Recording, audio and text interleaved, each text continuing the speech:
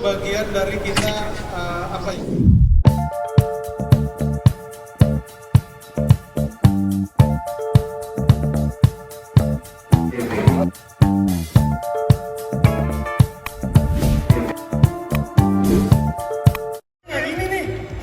Nah ini bukan yang benar, ini mesti dibuka satu lagi karena kan kalian ada lagi GJL resmi. oke.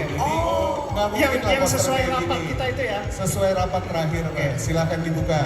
Oke. Rispo, Mas Mondi. Boleh saya hitung mundur lagi kali ya? Dalam Boleh. hitungan.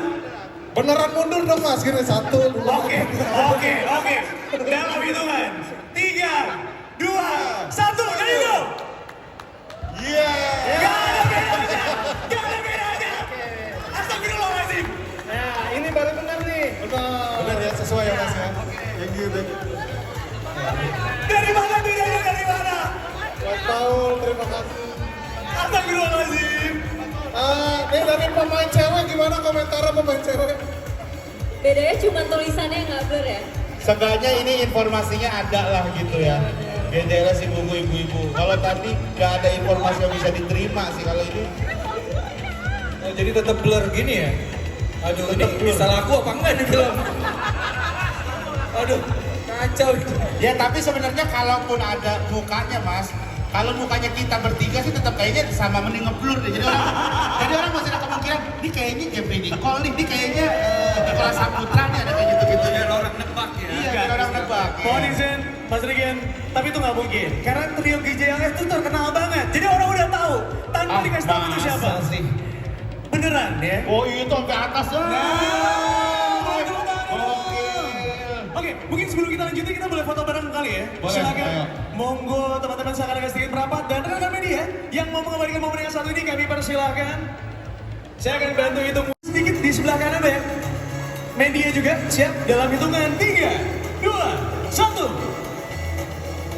Sekali lagi 3, 2, 1. Kita ke kiri sekarang. Silakan. Di sebelah kiri. Iya benar. Terima kasih sama aja informasinya. sebenarnya. Ada racikan khusus yang disiapkan kali untuk GJLS buku ibu-ibu? Enggak sih. Enggak, oke. Tantangannya nggak bisa serius. Selalu ketawa-ketawa dan selalu jadi tidak pakem pada skrip. Karena selalu kemana-mana gitu, berkembang karena tiba-tiba ya biasalah ya, mereka kan kayaknya jarang main film ya. Gimana itu? Gimana yang ngelakuin itu? Jarang main film gitu. Jadi skrip itu kayak cuma sekedar apa ini gitu.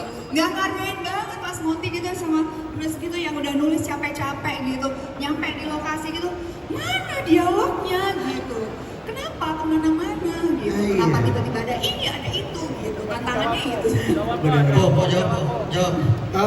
Sebenarnya itu yang dilakukan di film-film Hollywood ya. Syuting bareng sama trio GJLS ini. Banyak banget sih pengalaman menariknya. Kebetulan ini pertama kali syuting sama mereka bertiga. Jadi menarik banget dan sama sih sebenarnya sama Om Bucek. Nggak boleh Om Bucek. Iya, Pak Ceki tadi ya. Mas Ceki. Mas Ceki. Sama Kak Luna sama kayak karena ini komedi dan mereka emang konsepnya GJLS-nya tuh beneran ya. Jadi emang di set tuh ntar berubah-berubah aja gitu.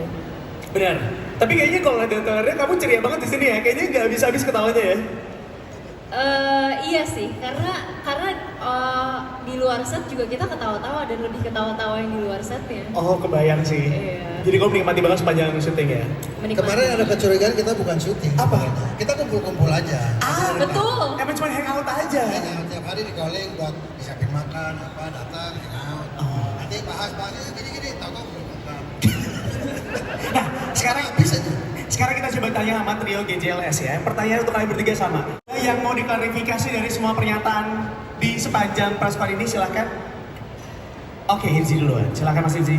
Benar sih kalau kata Kak Luna saya nggak menyangka, tapi justru benar. Justru kita berdua aja ya, gua sama Regen itu kadang-kadang nggak tahu apa yang mau dilakuin sama Rispo gitu setelah ini gitu. Beneran? Ada dia kalau Pak Moti pernah tayangin blooper, jadi ada adegan yang kita bertiga tuh lagi Digigit ngeliat. kuping. Iya, tiba-tiba Rispo gigit kuping Regen, maksudnya nggak ada konteks, nggak ada apa gitu ya. Jadi kita cuman disuruh ngeliatin bapak kita lagi ada kalau di trailer tuh lagi sama si Nadia.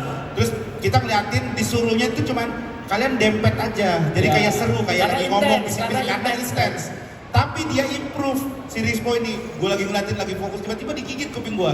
Hah gitu. Gue bilang langsung kaget kan. Maksudnya nggak ada konteks apa-apa ya kayak gitu-gitu sering banget dia. Ya. Banyak banget kayak kita lagi dialog gitu. Dia lagi Banyak tapi 2 juta.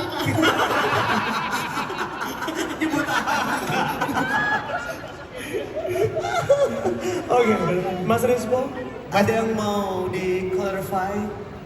Jangan Mas. Panggilnya? Om Rispo. Om Rispo! Ya, itu yang kiri Yang kiri apa tuh? Regen yang kiri itu agak asin sedikit, ada asamnya gitu. Ya. Yang Kalau kanan? Yang kanan lebih ke balado. Oke, sebelum ini obrolan tambah lanjut ya, kita harus hentikan obrolan ini dulu karena kita mau buat pertanyaan. Mas Rega udah capek banget guys. Siapa yang mau jawab? Saya lupa mbak. Pokoknya waktu itu kalau nggak salah kita lagi tanya ini judulnya yang cocok apa ya? Berbagai opsi udah kita obrolin, nggak ada yang cocok juga. Iya, ide gue ya. ide Pamon ibu-ibu kalau sering judul. disangka itu, oh ini pasti kan ide GJLS nih judulnya ibuku ibu-ibu. Sumpah itu idenya mau Tiwa teman-teman. Kalau judul ya, tapi tadi Judul bertanya. Tapi memang ini judul yang sangat mewakili sih. Kenapa? Betul. Karena pertama pas denger kan, lu juga pasti kalau denger kan Aneh banget. nggak jelas, aneh banget. Ya udah itu GJLS gitu. Oh ya Nggak nggak jelas jelas. dan aneh banget. Dan apalagi kita juga mungkin waktu itu test drive-nya nanya ke orang-orang, ini udah goblok loh. Apaan sih? Jadi selalu ukurannya itu goblok. Nah, ini kan saya mau tambahin aja dikit ya kan berulang-ulang nih kita dengar dari tadi diksi goblok. Goblok apa? Goblok low IQ, goblok bego gitu apa gitu. Menurut saya kenapa kita bilang ini dengan kita patenkan dengan jargon siap goblok, ini film tergoblok, orang-orangnya goblok. Kayaknya negatif kan, tapi enggak juga. Ya, kita hidup di negara kita hidup di negara yang random. Ya, iya kan? Saya berani bilang ini film yang paling banyak menabrak aturan, pakem. Dan bukankah begitu Indonesia? Aturannya kayak apa? Kok dilanggar? Kayaknya undang-undangnya gini deh. Lah kok itu boleh? Jadi tiap hari kita kalau dibaca berita, kita ini udah digoblok-goblokin. Ya udahlah, sekalian aja. Jangan-jangan kalau film ini keluar nanti penonton akan wah kita banget nih. Itu sih. Jadi makanya judulnya ada Ibuku. oh Ibuku ibu-ibu. gimana po ada tanggapan? Tapi tadi pertanyaannya dari Kak Rena tuh Karena dia baca. Iya, nggak usah. Kalau ditanya improvisasi ya, terakhir kita dapat update dari Pak Monty ini bloopersnya hampir 90 menit ya.